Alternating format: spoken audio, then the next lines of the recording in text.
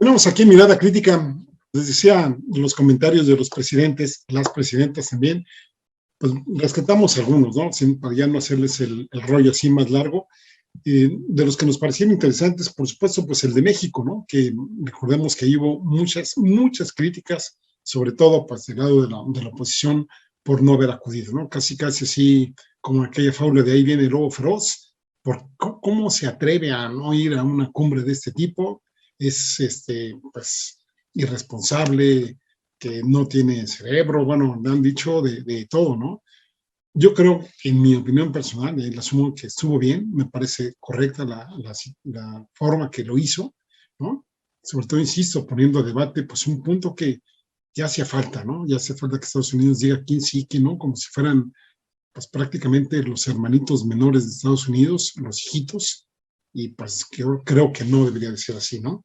Y ahí, por ejemplo, López Obrador dijo que si nosotros no hacemos nada para que cambie esa política hegemónica, que no respeta la soberanía de los pueblos, la independencia de los países, si nosotros nos quedamos callados, pues eso va a continuar. Y más adelante mencionó que es una política anacrónica e injusta, que hay que hacer un lado y que hay que inaugurar una etapa nueva en la relación de todos los pueblos y de los países del continente americano. Y mencionó, el primer obstáculo para que suceda es Estados Unidos, ojo, y eso que se hizo en Estados Unidos. Dice, si va a seguir lo mismo en lo político, interviniendo, diciendo quién se porta bien, quién se porta mal, y con una actitud irrespetuosa de la soberanía de los pueblos, pues, ¿cómo vamos a dar el otro paso hacia la integración económica con respeto a la soberanía? Creo que este es un punto que hay que aplaudirle, ¿no? Bueno, pues otro de los que habló en este tenor fue John Briceño, que él es el primer ministro de Belice, a lo mejor no les dice mucho. Nosotros hacemos frontera con Belice en la parte que está ya en Chetumal, en Quintana Roo, hay una zona franca. Ustedes pueden ir, y por cierto, pueden ir a Bacalar, allá a Mahahual. Es una zona muy bonita la que está allá en Quintana Roo, además de que sus playas son muy hermosas. Pero en términos, insisto, de fronterizos, pues ahí está el paso. Ustedes cuando van a Belice pasan ahí por alguna tienda de cosas y luego pues ya entran. Y pues eso es un país muy interesante, es un país de mucha ascendencia africana, ¿no? De muchos afrodescendientes, y pues hablan sus propios idiomas, pero también la gran mayoría de la población habla inglés, ¿no? Y John Briceño pues criticó también la decisión de Estados Unidos de excluir a algunos países de la región hemisférica, así como también el persistente bloqueo a Cuba. John Briceño mencionó, esta cumbre pertenece a toda América. Es por eso imperdonable que haya países de las Américas que no estén aquí y que el poder de la cumbre se vea mermado por su ausencia. En este momento tan crítico, cuando el futuro de nuestro hemisferio está en juego, estamos divididos. Y es por eso que la cumbre de las Américas debió ser inclusive. Y terminó con una frase que me gustó muchísimo. Dijo, la geografía, no la política, es lo que define a las Américas. Y me parece también muy buena declaración, muy propia y muy contundente. Y hablando de contundencia, entre los que más contundentes fueron, pues estuvo ahí, por supuesto, Alberto Fernández, que es el presidente de Argentina, que si mal no recuerdo, pues por ahí él dio su discurso el día jueves, y también de los puntos que, de lo que leímos de su alocución, sacamos los siguientes, ¿no? A ver qué les parece. El primero, que exigió la reestructuración de la Organización de Estados Americanos, que la definió prácticamente como una institución gendarme que facilitó un golpe de Estado en Bolivia.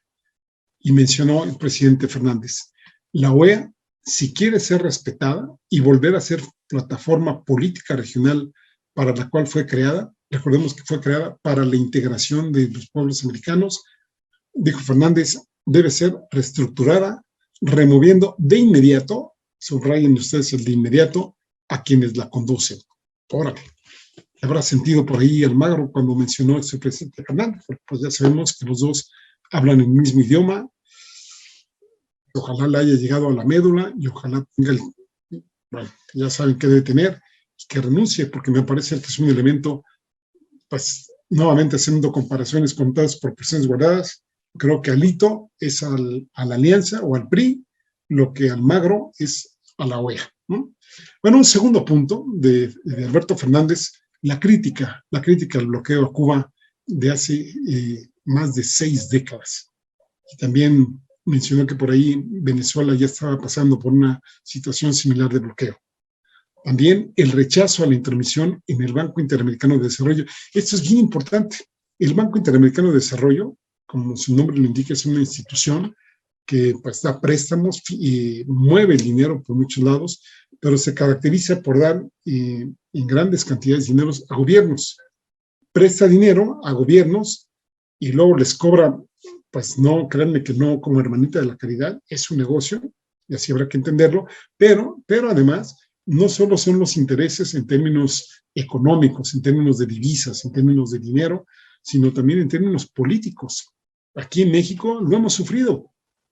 Yo recuerdo algunas iniciativas que México se comprometió a seguir por recomendaciones del Banco Interamericano de Desarrollo. Te presto tanto, pero además de que me pagues intereses, la política en tal temática la debes de seguir de esta manera y tómala. Y ahí es cuando con los gobiernos se van haciendo cada vez menos autónomos y los presidentes o presidentas se van haciendo cada vez más administradores de los poderes fácticos transnacionales. Entonces, fíjense, Fernández dijo que el BID, que el BID había sido apropiado de su conducción, que históricamente había estado en manos latinoamericanas. Dijo textualmente el presidente Fernández: es necesario un proceso de capitalización para tener más y mejores medios de financiamiento en el BID. Y reclamó también que la Banca de Desarrollo Regional, sin más demoras, tiene que devolver su gobernanza a la región de América Latina y el Caribe. También destacó que nuestra región emergió de la pandemia, fíjense estos datos, como la región más endeudada del mundo en desarrollo. Y subrayó que el peso promedio de la deuda externa, fíjense, supera el 77% del Producto Bruto Regional. Es decir, que si en su conjunto América Latina produce, por decir algo, 100 pesos, de esos 100 pesos de ganancia, ya 77 de esos 100 pesos ya irían al pago de la deuda externa de los países que conforman la región de América Latina y el Caribe. Terribles cifras, ¿no les parece? Bueno, además, si finalmente de lo que sacamos del presidente Fernández, recordemos que además él es el líder pretémpore, es decir, se va rotando, para ahora le toca a Argentina, es presidente de la CELAC. La CELAC es la Comunidad de Estados Latinoamericanos y Caribeños y está integrada por 32 países y a la que pertenecen precisamente Cuba, Nicaragua y Venezuela. Aquí, por cierto, de esto de la CELAC, en algún momento leí que cómo nos quejamos si finalmente Estados Unidos y Canadá están excluidos de la CELAC. Pues porque son esos, ¿no? Sí, y bueno, que esta cumbre de los países de América del Norte que se va a desarrollar entre México, Canadá y Estados Unidos no está excluyendo al resto, pues entonces que le pongan como se debe llamar, ¿no? Pero que no nos pongan esos ejemplos de que América Latina excluye a Estados Unidos y Canadá, ¿no? La verdad es que, hijo, de veras que cuesta a veces leer y no reírse de las cosas que luego nos ponen algunos intelectuales orgánicos que ahí están con la derecha, ¿no? Bueno, pues recordemos que la CELAC, insisto, es un organismo que sí más o menos va integrando a los países y pues criticó las acciones de Estados Unidos en materia de organización de la 9ª Cumbre de las Américas, básicamente señalando la exclusión de los países que hemos mencionado. Y dijo Fernández, enfrente del mismísimo Joe Biden: definitivamente hubiéramos querido otra cumbre de las Américas. El silencio de los ausentes nos interpela. Para que eso no vuelva a suceder, quisiera dejar sentado para el futuro que el hecho de ser país anfitrión de la cumbre no otorga la capacidad de imponer el derecho de admisión sobre los países miembros del continente. Y ahí dijo, el diálogo en la diversidad es el mejor instrumento para promover la democracia. Bien por el presidente Fernández. Y eso pues contrarresta también las opiniones de que, pues como muchos analistas, y ahí sí lo recalco, muchos periódicos y medios de comunicación, dicen que el que hace la fiesta tiene el derecho de invitar o no invitar a quien quiera. Sí, pero entonces que esa fiesta no sea la Cumbre de las Américas, sino pues que le llamen otra reunión, ¿no? A lo mejor, bueno, el nombre que quieran, pero que no usurpen, que no ostenten un nombre de una organización, de una integración de países que está conformada por 35 países, y no solamente los que el anfitrión diga, este sí, este no, ¿no? Bueno, dijo Joe Biden al final, ¿no? Vemos que ahí, a donde se movieran, iban a criticar o por dentro o por fuera. Y prefirió las críticas de fuera más que por dentro, porque finalmente pues está pensando más en términos electorales. Biden intentó presentar una visión unificadora para el hemisferio occidental y aseveró que no hay ninguna razón por la que la región no pueda ser la más progresista, más demócrata, más próspera, más pacífica y segura del mundo. Dice, tenemos un potencial ilimitado. De verdad, señor Biden, no hay ninguna razón por la que la región no es más progresista, no es más democrática, no es más próspera, no es más pacífica. ¿Y qué nos dice de la expoliación de recursos de muchas de sus transnacionales? ¿Qué nos dice de la sumisión que tienen que mostrar no pocos gobiernos de nuestro continente ante las políticas que ustedes imponen, o a base de cañonazos, o de golpes de Estado, o de represión, o de políticas económicas? Bueno, ahí lo estamos viendo, ¿no? Un segundo punto de Biden es que instó a los líderes empresariales de Estados Unidos a ayudarlo a reforzar su plan de asociación económica con América Latina, eso de una manera respetuosa con el medio ambiente. También abogó por un aumento de la inversión en las economías de la región para estimular la recuperación de la pandemia y ayudar a abordar las causas fundamentales de la migración irregular al país.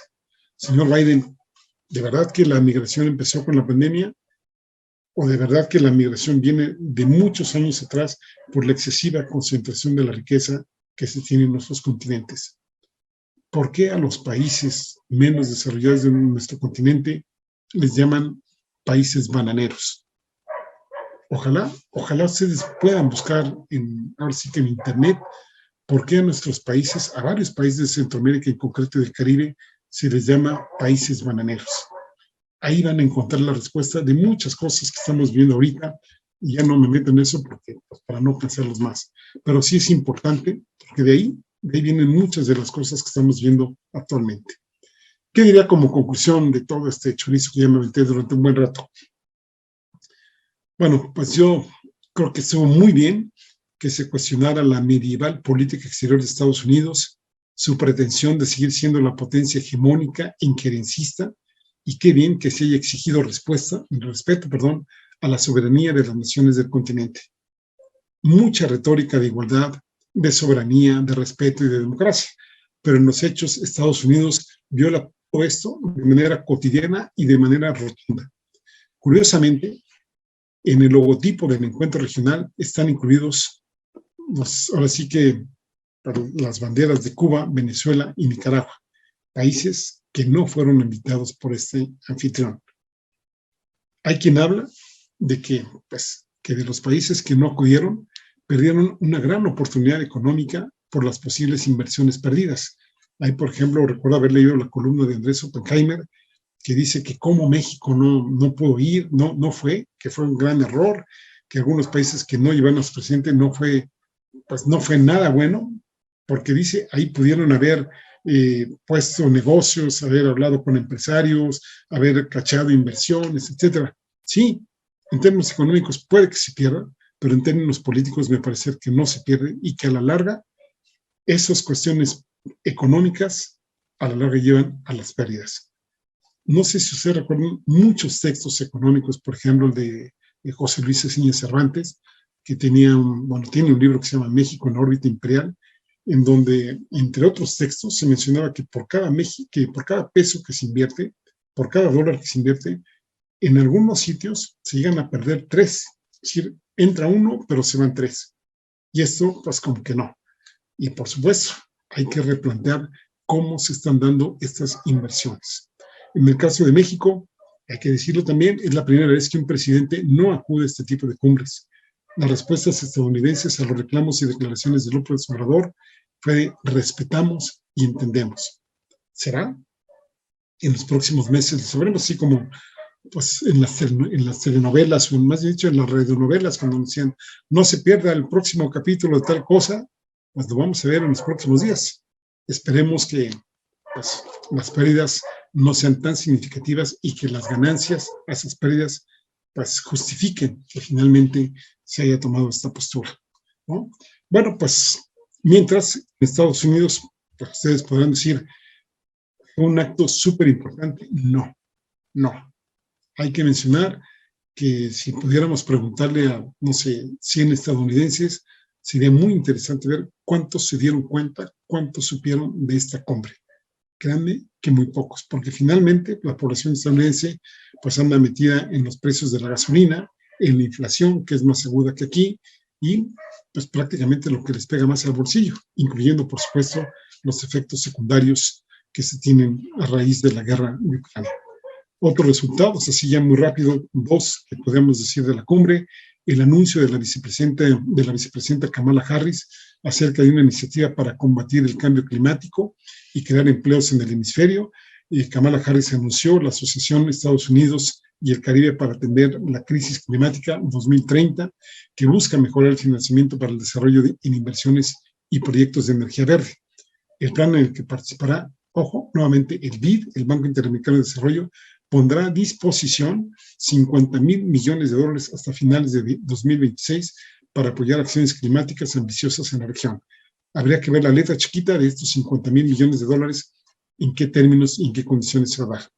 Y un segundo punto sería la iniciativa Amazonia Connect, para ayudar a la reforestación de Brasil, Colombia y Perú, que son países que tienen a la Amazonía en sus regiones y que busca reducir así las emisiones de carbono.